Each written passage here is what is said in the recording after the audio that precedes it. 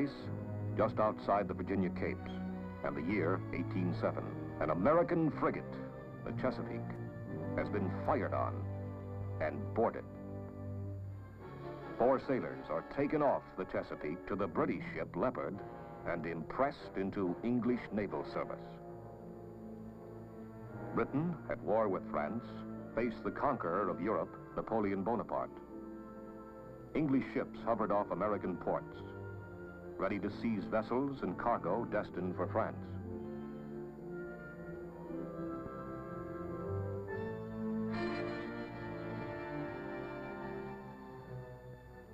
The United States was expanding westward. The Louisiana Purchase in 1803 had doubled the size of the young republic.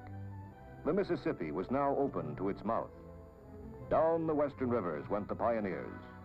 But the British hold on the forts in the Northwest Territory gave them control of the lakes and of the Indians in the area. Naturally, the American frontiersmen wanted the British to get out. Their spokesman in Congress, the War Hawks, clamored for war. But on the eastern seaboard, far removed from frontier problems, there was less enthusiasm for war. In 1807, President Jefferson tried to avoid war by proclaiming an embargo. No foreign trade, no ships to leave our ports or overseas. This embargo was an economic catastrophe for America and was repealed in 1809. During May 1811, occurred another incident off our coast, bringing us closer to war. In a night encounter, the British sloop of war, Little Belt, exchanged shots with the American frigate, President. War was declared the following year, 1812, June 18th. American strategy called for raiding hostile seaborne commerce and an offensive to invade and conquer Canada while protecting our own coast and borders from similar enemy action. The naval instruments for coast defense were harbor gunboats, which proved of limited value, and a United States fleet of 17 naval vessels, 7 frigates and 10 smaller ships, as contrasted to the British Navy of some 600 vessels, including 124 ships of the line mounting 60 or more guns, and 116 frigates of 30 to 60 guns each. Nevertheless, at the outset of war, the vastly outnumbered American Navy had several distinct advantages. First, the bulk of British naval strength was pinned down in European waters, blockading Napoleon. Second, America's frigates, designed by the master naval architect Joshua Humphreys, were larger and heavier gunned than the British frigates. They were excellent, fast sailors. And third, an advantage of the utmost importance, many of the naval commanders had been rigidly schooled under Commodore Preble in the war with Tripoli. The well-remembered successes of American naval captains against British commerce during the Revolutionary War led the small United States Navy of 1812 to challenge once again British command of the seas through commerce raiding. In this, the Navy was joined by hundreds of American privateers, vessels licensed by the government to prey on enemy trade. During the first year of war, American squadrons made wide sweeps. Their prime targets were convoys from the West Indies to Europe. Commodore Rogers with the frigates President and Congress, the frigate United States and brig Argus under Decatur, Bainbridge with the Constitution and sloop of war Hornet, all set out to strike the British merchant fleets. Deployment of these American naval squadrons diverted the British fleet in northern American waters from blockading United States ports to escorting merchantmen and seeking out our commerce raiders.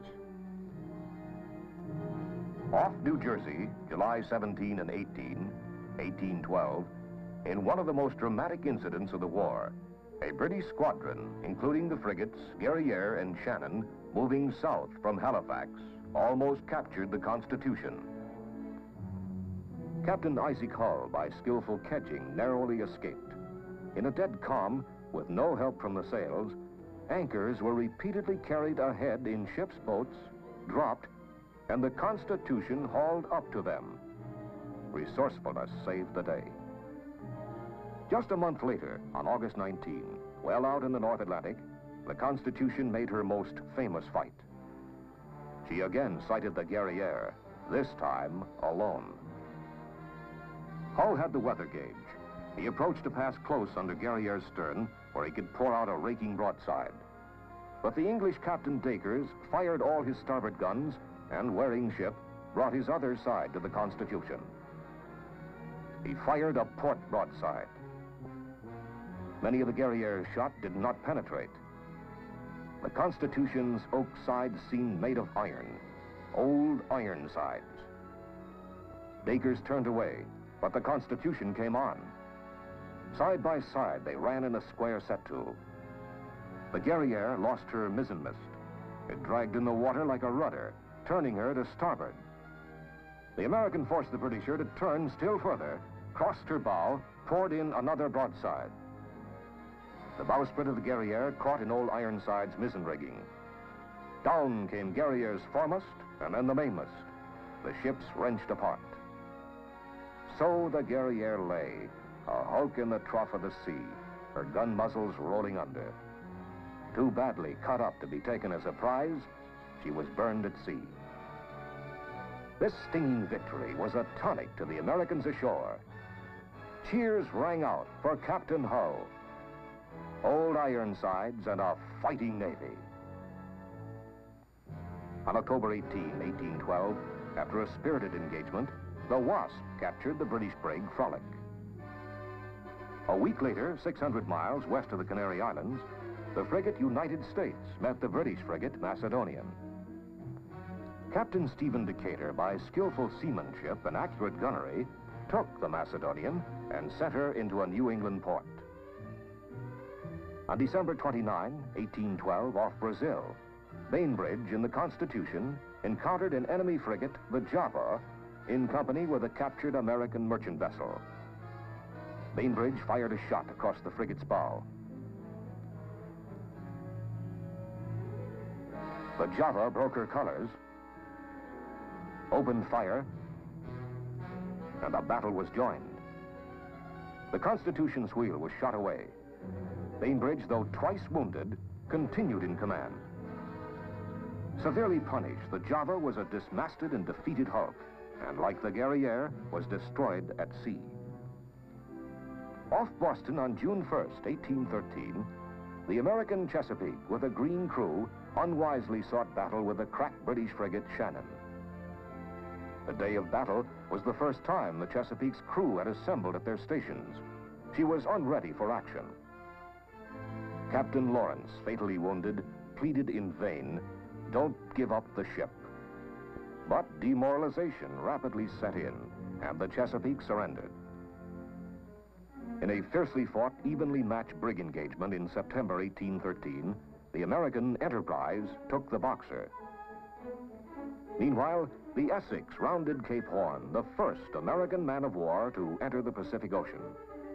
Under Captain David Porter, she cruised at will and destroyed the British whaling industry in the Eastern Pacific. At Valparaiso, although in neutral waters, Porter was cornered and illegally attacked by a superior British force. After a long, heroic, and bloody fight, the Essex surrendered. In 1812, it will be recalled, the American plan envisioned the conquest of Canada. The American militia outnumbered the British ground forces in Canada, but English ships controlled the lakes. By water, Britain could supply her forces. She could move them rapidly, and she had secure communications. On the land frontier, there was also the ever-present threat of Indian attack, intensified by Tecumseh's Indian Confederacy. The American General Hull was forced out of Detroit in August 1812 by the energetic Britisher General Brock. Using his lake craft, Brock repelled attacks by larger American land forces.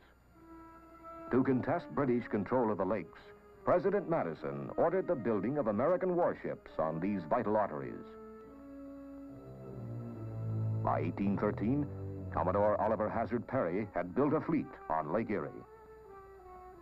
The British Commodore Barclay had lagged behind in this construction race. At Malden, Barclay waited for the launching of his most powerful ship, the Detroit. Here, he could protect the fort at Detroit and cover British water communications for land operations against the Americans on the Maumee and Sandusky rivers in Ohio. Perry established himself at Put-in-Bay in a position to sever British communications. On September 10th, 1813, Barclay came out to fight.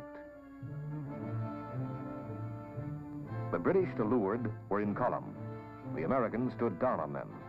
Each fleet had 2 heavy ships and one of lesser strength to form a central group. Perry flew his flag in the Lawrence, 20 guns. The Detroit, 19 guns, was Barclay's flagship. Perry closed the distance. He was exposed to fire, which he could return only with his forward guns.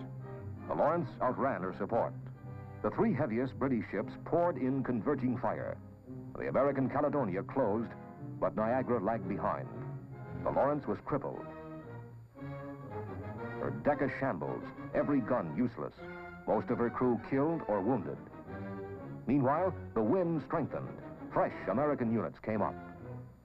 Perry shifted his flag to the Niagara. In his new flagship, Perry returned to action and broke through the enemy line. With his starboard guns, he raked Detroit, Queen Charlotte, and Hunter. And to port, he fired broadsides into other British vessels. The smaller American vessels closed in on a disorganized enemy. The British flagship Detroit surrendered. The Battle of Lake Erie was won. Perry wrote to General Harrison, "We have met the enemy, and they are ours." This victory severed British communications in Ohio. Their withdrawal overland was intercepted at the Thames River by American troops brought across the lake by Perry. The battle here, in which Perry led a cavalry charge, was another American triumph, putting all territory north and west of northern Ohio under friendly control. As pressure of the Napoleonic Wars eased, naval strength was released from Europe, and Britain tightly blockaded the American coast. Prices soared. Commerce was almost at a standstill. Coastwise freight moved only by wagon. By 1814, British armies composed largely of veterans from European campaigns were sent to America. The United States was to be invaded from the north and from the south. And as a diversion, cities on the seaboard were to be raided and laid waste. The capital city of Washington was selected. At Bladensburg on the District of Columbia line, the British marauders were met by several thousand raw and demoralized militia. The one stout stand was by Commodore Barney's handful of sailors and Marines. Barney's position was overrun. The British entered Washington, burned the Navy Yard, the Capitol, the White House, then retired. The next city scheduled for the torch was Baltimore. Feverish preparations were made to defend this city. The British landed and took the first line of earthworks, but the defenders held, reinforced by Commodore Rodgers and his sailors. All night, the British fleet bombarded Fort McHenry. But the rocket's red glare, the bombs bursting in air, gave proof through the night that our flag was still there. So wrote Francis Scott Key as he watched for the dawn's early light.